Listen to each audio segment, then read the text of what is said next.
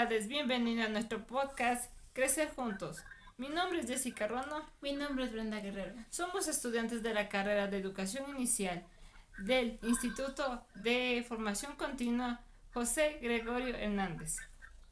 Hoy nos acompaña la psicóloga María José Villarreal, especializada en educación. Ella nos ayudará a entender las señales que nos envían nuestros pequeños, desde cómo identificar posibles retrasos en su desarrollo, cómo manejar situaciones de ansiedad, agresividad y separación. Buenas tardes, psicóloga María José, ¿cómo se encuentra? Buenas tardes, chicas. Yo estoy bien. ¿Ustedes cómo están? Y yo gustosa también de poderles ayudar con sus inquietudes. Muchísimas gracias. La primera pregunta sería, ¿cómo identifica si un niño tiene un retraso en su desarrollo? Bueno, para identificar un posible retraso en el desarrollo, primero hay que observarlos, si se están alcanzando los hitos que se esperan para cada edad. ¿Qué son los hitos? Son las habilidades que se deben desarrollar en los niños, como caminar, jugar, hablar, relacionarse con otras personas. Estos hitos funcionan como una guía general para el desarrollo infantil. Por ejemplo, se espera que un niño alrededor de los 2 años tenga un vocabulario un poco amplio, diga palabras simples, y a los 4 años ya pueda comunicarse de mejor manera. Si un niño no alcanza estas habilidades en ese tiempo esperado o presenta dificultades, es posible que tenga un retraso. Por ejemplo, el lenguaje, la motricidad, la interacción con otras personas. También es importante observar si está adquiriendo habilidades básicas o si hay diferencias notables en niños con déficit de edad. Muchas gracias. La segunda pregunta. ¿Qué señales indican ansiedad o estrés en niños de educación inicial? Ya. Para esta edad es importante no etiquetar directamente como un diagnóstico de ansiedad, sino más bien como un estrés o malestar emocional en los niños. En los niños pequeños estas señales se manifiestan a través de la conducta. Por ejemplo, puede presentarse irritabilidad, llanto frecuente, dificultad para dormir o cambios en el apetito. Mayormente esto se puede ver en casa o en la escuela, son las personas que tienen más contacto con los niños y pueden ver estas señales de alerta. También es común cuando un niño antes asistía tranquilo a la escuela y ahora ya se queda llorando, o ya controlaba los esfínteres y de la nada empieza de nuevo a mojar la cama, o en la escuela dentro del aula ya no avisa con tiempo para ir al baño. Entonces, en estos casos es importante observar y llevar a tiempo a un profesional para su evaluación. Ya. ¿Qué hace cuando un niño muestra agresividad, muerde, grita, golpea? Ya. En los niños pequeños es una forma de expresar sus emociones, porque aún no saben cómo expresar. Por eso, más que castigar, hay que enseñarles. Se debe intervenir con calma, con paciencia y decirle, por ejemplo, si llora cuando otro compañerito le quita un juguete, decirle, esto es mío, o estoy enojado, enseñarle a expresar o que puede pedir ayuda antes de hacer una rabieta o algún tipo de llanto que suelen presentarse. También hay que observar situaciones que desencadenan esa conducta, como la frustración, puede ser que esté cansado o tiene dificultades para compartir. Es importante prevenir todas esas conductas. Ya. ¿Qué hacer si un niño no quiere separarse de sus padres? A ver, esto es muy común en etapas de los primeros años de escuela, y lo más importante es realizar despedidas cortas con los papás, que ellos no se vayan escondidas, ni prolongar las despedidas. Por ejemplo, decirle mamá se va a trabajar y darle la confianza de que este es un lugar seguro y que va a estar con una profesora o que hay más niños. Y decirle también luego mamá va a regresar por ti. También hay que validar las emociones de los niños sin reforzar el miedo. Ya. ¿Qué papel juegan los padres en el desarrollo emocional del niño? Ya, los papás cumplen un rol fundamental, ya que son el principal referente de su estado emocional en el niño. A través de los padres ellos aprenden a gestionar sus emociones, a identificar, expresar y, como lo dije primero, gestionar. Cuando los padres validan las emociones de los niños, ponen límites con afecto, los niños aprenden a manejar estas situaciones emocionales de una manera más correcta, se podría decir. Por ejemplo, si un niño llora y el adulto le dice, entiendo que estás triste en lugar de decirle no llores, se le está enseñando que las emociones son válidas y que puede expresarlas de la manera adecuada. Como última pregunta, ¿cómo saber cuándo un niño necesita ayuda profesional y cuándo es solo una etapa normal del desarrollo? A ver, en el desarrollo infantil, como ya en la primera pregunta creo que decía, si en el lenguaje, en la motricidad o en la relación con otros niños no se encuentra como lo esperado, como los niños a la par, se podría estar hablando de un posible retraso en el desarrollo. Como lo dije, caminar, hablar, socializar, aprender. Entonces hay que tener aspectos claros: la intensidad de esas conductas, la frecuencia y el tiempo que mantiene ciertas conductas o retrasos. Por ejemplo, puede ser normal que un niño se tarde más en hablar, pero si a una edad, por ejemplo, de 5 años que se esperan palabras o que ya conversa con adultos no lo hace, entonces ya podríamos estar hablando de un posible retraso en el desarrollo. Y también es importante llevar evaluación, porque muchas veces se puede etiquetar que el niño no habla porque tiene algún retraso de lenguaje, puede ser, o a veces le etiquetan con autismo, pero se hace una evaluación completa. Por ejemplo, si no hablas, le llaman también para que le hagan exámenes de audiometría. Entonces ahí se puede ir descartando cualquier otro posible malestar que tenga el niño. Ya, muchísimas gracias. Así con esto llegamos al final de este episodio. Queremos agradecerle a la psicóloga María José por compartir sus conocimientos y experiencia con nosotros. Recuerden que la educación inicial no busca la perfección, sino la presencia. Cada niño tiene su propio ritmo y su trabajo es acompañarnos con paciencia y amor. Nosotros nos encontramos en el próximo episodio en nuestro podcast Crecer Juntos. Hasta pronto. Adiós. Bienvenidos a nuestro segundo episodio del podcast Crecer Juntos. Mi nombre es Jessica Rondo. Mi nombre es Luna Guerrero. Somos estudiantes de la carrera de Educación Inicial del Instituto de Formación Continua Dr. José Gregorio Hernández. Hoy exploraremos indicadores claves de crecimiento saludable, alimentación óptima, su impacto en el aprendizaje, prevención de infecciones, colaboración entre salud y docentes, emergencias comunes y primeros auxilios esenciales de niños de 5 años. Aquí nos acompaña una licenciada Denny Bello, terapista física. Muy buenas tardes, licenciada, ¿cómo están? Hola chicos, ¿cómo están? Espero aportar con un poquito para el aprendizaje de ustedes. ¿Cuáles son los principales indicadores de un desarrollo saludable en niños de 0 a 5 años? Bueno, chicas, hay diferentes características que me dan a mí para yo saber que el niño está saludable. Dentro de ellos, tomaría muy en cuenta los hitos del desarrollo. Dentro de los hitos del desarrollo me va a mí a enseñar o a mostrar que el niño está saludable. Ejemplo, cuando el niño nace se le va evaluando, ejemplo, el arrastre, la marcha, el gateo, la marcha, el que camine y suba y baje gradas. Eso me va a indicar a mí que es un niño saludable. Hasta los 5 años que el niño pueda correr, subir y bajar gradas sin ningún problema, sin ninguna ayuda, eso me da a mí que es un niño saludable. ¿Qué nos puede decir? ¿Qué tipo de alimentación cree usted que es adecuada para niños en educación inicial? Pienso yo que una alimentación balanceada en donde tengan todos los grupos alimenticios.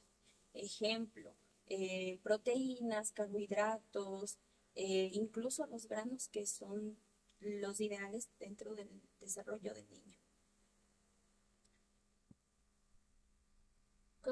¿Cómo influye la alimentación en el aprendizaje y comportamiento del niño? Dentro de la alimentación y dentro de los grupos alimenticios, tenemos ciertas partes que nutren a órganos del cuerpo. Eh, Eso le va a aportar al niño estabilidad, incluso le va a aportar el desarrollo cerebral, un buen desarrollo en el corazón y en diferentes órganos. Entonces, una alimentación balanceada va a ser un niño sano. ¿Y qué nos recomienda para prevenir las infecciones comunes en las guarderías y escuelas iniciales? Pienso y creo que lo más importante es el lavado de manos. Ciertamente, dentro de la pandemia y lo que ya habíamos pasado, teníamos como hábito el lavado de manos. Sin embargo, eso poco a poco ha ido disminuyendo. Siento que eso tiene que ser muy importante dentro de las guarderías y que se den un tiempito a cada guagua de lavarle las manos cada cierto tiempo. Es algo que ayudaría a no tener infecciones dentro de los niños. Otro aspecto muy importante es que, ejemplo, papitos que tengan niños que están con cuadros respiratorios, es mejor no mandarles a los centros para así evitar los contagios. Como personal de salud, ¿puede trabajar en conjunto con los docentes?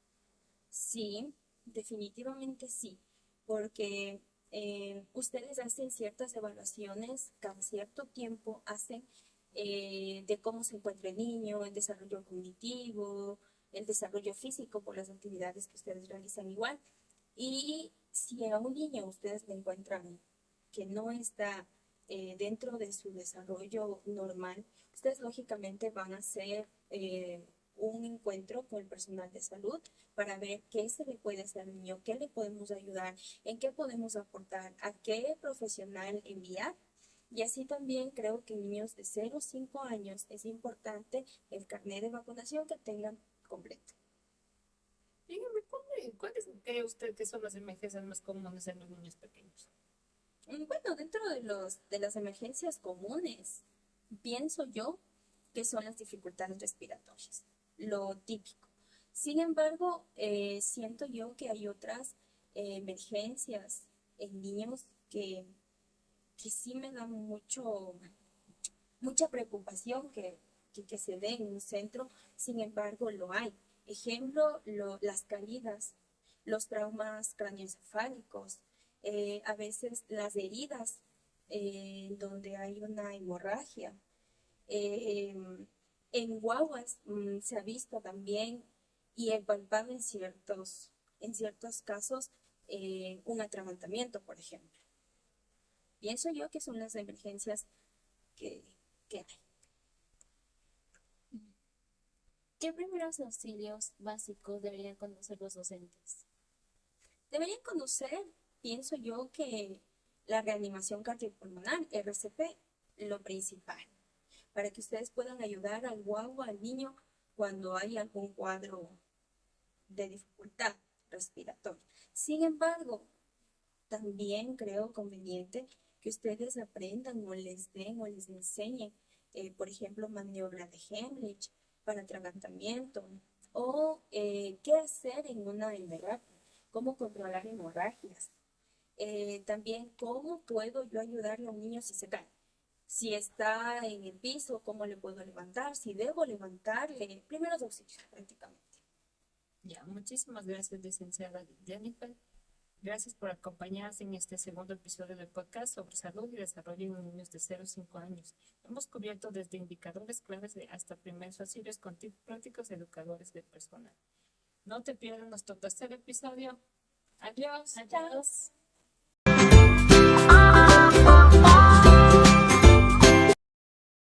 Bien, buenas tardes, bienvenido a nuestro tercer episodio de nuestro podcast Crecer Juntos. Mi nombre es Jessica Ruano. Mi nombre es Brenda Guerrero. Somos estudiantes de la carrera de Educación Inicial del Instituto de Formación Continua, Dr. José Gregorio Hernández. Buenas tardes, estamos con la magíster Doris Valverde. Buenas tardes, ¿cómo está, magíster? Muy buenas tardes, chicas. Todo bien, muchas gracias. Hoy tenemos el placer de conversar con la magíster especializada en la primera infancia, cuyo trabajo transforma vidas desde los primeros años. En este episodio exploraremos preguntas claves que todo padre educador o interesado en el desarrollo infantil se le ha hecho alguna vez. Magíster, la primera pregunta para usted es, ¿qué le motivó para trabajar en educación inicial? Bueno, mi motivación inicial, desde que yo tengo uso de razón, desde que yo recuerdo mi vida, desde mi infancia, yo soñaba con ser docente, soñaba con ser maestra, y cuando fue pasando el tiempo, pues bueno, mi motivación fue llegar a los niños de una forma distinta, que haya una transformación en la educación, que haya un desarrollo integral de los niños, y nosotros no ser las típicas docentes que causaban miedo en los niños, sino más bien ser una docente donde los niños puedan acercarse, puedan darle un abrazo, puedan contarle cualquier cosa y que no tengan miedo a aprender ni equivocarse. Muchas gracias. Segunda pregunta, ¿qué estrategias utiliza para enseñar a niños pequeños? Bueno, las estrategias con los niños, siempre de todo trabajo debe ser súper lúdico, trabajar con juego-trabajo, ¿no es cierto? Hacer que los niños no sientan que estamos obligando a aprender, sino más bien que piensen que están jugando, pero en realidad lo que están haciendo es aprender jugando. Ya siempre cantamos, contamos cuentos, y todo se hace en base a eso, ¿no? Es un juego. Bueno, vamos a aprender las vocales. Entonces, primero una canción. Y luego les recuerdo que las vocales son bien chismosas, porque las vocales nos dicen con qué letra empieza cada palabra. Hacer de ese tipo de actividades para que los niños no les sea tan monótona la clase, sino que más bien piensen que están jugando, pero en realidad estamos aprendiendo. Ya. ¿Qué métodos utiliza para desarrollar el lenguaje en los niños? Bueno, en los niños, como les decía, primero la lectura. Primero la lectura, siempre debe haber al inicio de una clase la hora del cuento que llamamos nosotros. Ese es el inicio. Siempre se canta, usamos retahílas, trabajamos praxias bucofaciales con los niños para poder desarrollar el lenguaje. Y siempre motivar al niño a que exprese sus necesidades y sus emociones. No hacemos caso con el niñito, nos empieza a señalar las cosas, la profe no entiende. La profe siempre motiva a que el niño hable, a que el niño se exprese. Ya. La otra pregunta, ¿cómo trabaja con niños con necesidades educativas especiales? Bueno, yo les comento que yo trabajo en una escuelita que es inclusiva. Yo trabajo en la Escuela San Patricio de Fe y Alegría. Es una escuela que recibe a niños de toda la zona del noroccidente. Van a la escuelita, entonces nosotros sí tenemos más o menos como que el 40% de los niños con necesidades educativas, ¿ya? Pueden ser asociadas o no a una discapacidad. Ahora, nosotros, ¿cómo trabajamos? Nosotros trabajamos con una metodología que se llama CORDIS. Iniciemos desde eso. El CORDIS está muy enfocado a la transformación de la educación. Trabajamos proyectos interdisciplinarios, incluimos a todos los niños en esta transformación educativa. ¿Qué quiere decir? Que no me voy a trabajar diferente con el niño que tiene necesidades, sino que voy a incluir a todo el grupo de niños a las necesidades que tiene el niño. Ahora, por ejemplo, nosotros tenemos muchos niños con autismo acá en la institución, ¿ya? Diferentes grados de autismo. Entonces, para incluir a este tipo de niños, por ejemplo, lo que nosotros utilizamos son los pictogramas, ¿ya? Porque a veces dentro de una misma aula de clase tenemos dos niños con diferentes tipos de autismo. El uno que es hipersensible y el otro hiposensible, ¿no es cierto? Entonces, ¿qué es lo que hago? Voy a utilizar, por ejemplo, con el niño que es hipersensible, ¿no es cierto? Que el niño no puede tolerar los ruidos y todo eso, ¿no es cierto? Él siempre va a hacer esto, está sentadito, así, y en cambio el otro necesita estar parado, corriendo, y es como que las dos personalidades de los niños se me chocan. ¿Qué hago con el uno? Para el niño, por ejemplo, que siempre está corriendo, ¿qué es lo que hago? Utilizo los pictogramas, ¿no es cierto? Desde que inicia la clase, este guagua se llama César. Cecita, enseña la imagen. Cecita, si tú corres, te puedes caer. te puedes lastimar, Cecita, ¿ya? Si tú utilizas la tijera para jugar, puedes cortar a un niño, puedes lastimar al niño. Todo mediante imágenes. Y siempre que yo estoy viendo durante la clase que el niño está teniendo este tipo de conducta, recordarle con los pictogramas que yo debo tener en la pared de mi aula qué es lo que puede pasar, cuál es la consecuencia de las acciones que está teniendo mi niño. Eso con un caso de mi niño. Con el otro niño, lo que me funciona muy bien, por ejemplo, es el trabajo con las cintas, ¿ya? Si tú te portas mal, yo tengo una cinta aquí, ¿no es cierto? Donde yo corto un pedacito de cinta cada vez que tú no quieres realizar una actividad, cada vez que no seguimos las normas, yo voy a cortar un pedacito de cinta. Y ese pedacito entrego a mamá para que mamá sepa que no está trabajando bien, ¿ya? Esas dos estrategias, por ejemplo, a nosotros nos funcionan mucho dentro de la institución. Como les digo, nosotros trabajamos con muchos niños con necesidades. Ya. La siguiente pregunta es, ¿cómo detecta posibles dificultades de aprendizaje? Ya, bueno, a ver, nosotros trabajamos de la mano nosotros no tenemos DESE como el resto de instituciones. Como yo les digo, trabajamos una metodología totalmente diferente a las demás. Entonces, nosotros tenemos BI, trabajamos de la mano con BI. Ustedes saben que como docentes nosotros somos observadores, ¿no es cierto?, de todas las acciones y actitudes que tienen los niños y las niñas dentro de la clase. Entonces uno ya sabe, de acuerdo a los hitos del desarrollo de cada niño, qué es lo que los niños deben aprender, ¿no es cierto? Cuáles son las nociones que deben tener los niños a cada edad. Entonces uno ya ve que el resto de niños, ¿no es cierto? Digamos que todos los niños logran coger y entorchar, ¿de acuerdo? Y yo veo que hay un niño que al momento de entorchar no logra coger con la pincita, ¿no es cierto? Y entonces yo desde ahí ya detecto que ese niño tiene una dificultad. Hablemos de dificultad, más no de necesidad, ¿no es cierto? Porque puede ser también que sea un niño que de pronto en casita no le estimulan, es un niño que solamente pasa en el celular y simplemente nos falta estimular esa destreza, más no tiene una necesidad. Entonces todos nosotros observamos y debemos tener un anecdotario donde nosotros anotamos cómo va avanzando cada niño. Si yo a este niño le enseño algo y en la clase le sigo enseñando, y el niño desarrolla, estoy viendo que es falta de estimulación en casa. Pero si yo trabajo en la escuela, le digo a la mamita, yo he notado que su pequeño tiene dificultad en tal o cual actividad, y la mamita es una mamita colaboradora, y vemos que el niño no avanza, entonces yo enseguida, ¿qué es lo que hago? Al BI. Hago el reporte de incidencias y le indico a la psicóloga qué es lo que está pasando con el niño.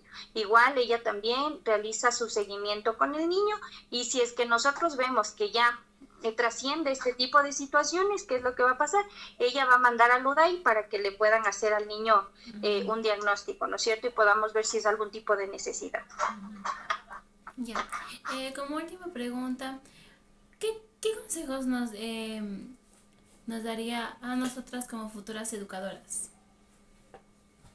Bueno, el consejo primordial es que uno tiene que amar lo que hace. No tiene que amar la profesión que uno escogió, porque con esta profesión nosotros vamos a vivir todo el tiempo, ¿no es cierto? Y saber que todas las dificultades que tiene esto, porque en el aula usted, si es que tienes 25 niños, tienes 25 realidades distintas, ¿no es cierto? 25 formas de aprender, 25 formas de escuchar, 25 padres de familia distintos, tendrán padres que colaboran, padres que no colaboran, ¿no es cierto? Nosotros tendremos niños que vienen sin comer, tendremos niñitos que vienen de pronto de familias disfuncionales, niños agredidos, y a todo eso nosotros nos enfrentamos dentro del aula. Entonces debemos estar listos para solventar a todas esas necesidades que hay dentro del aula. ¿Y cómo lo hacen? Primero preparándonos, debemos saber todo acerca del desarrollo de los niños, nunca se cansen de aprender, así sea el curso que ustedes digan, ay no, es un curso como que muy sencillo, muy básico, así sea el más básico, les va a servir. Aprender, siempre estarnos formando, siempre debemos estar formándonos, aprendiendo para las necesidades de nuestros niños y amar lo que hacemos. y saber que a un niño se le enseña con amor. Ya, muchísimas gracias, Magíster. Y así llegamos al final de este hermoso episodio de nuestro podcast Crecer Juntos. Hoy hemos aprendido junto a nuestra invitada especial, la Magíster Doris Valverde, que educar en los primeros años no es solo enseñar, es escuchar, acompañar, jugar, observar y crecer en el potencial infinito de cada niño. Con esto nos despedimos. Que tengan un excelente día. Adiós. Adiós. Gracias por habernos visto. ¡Nos vemos!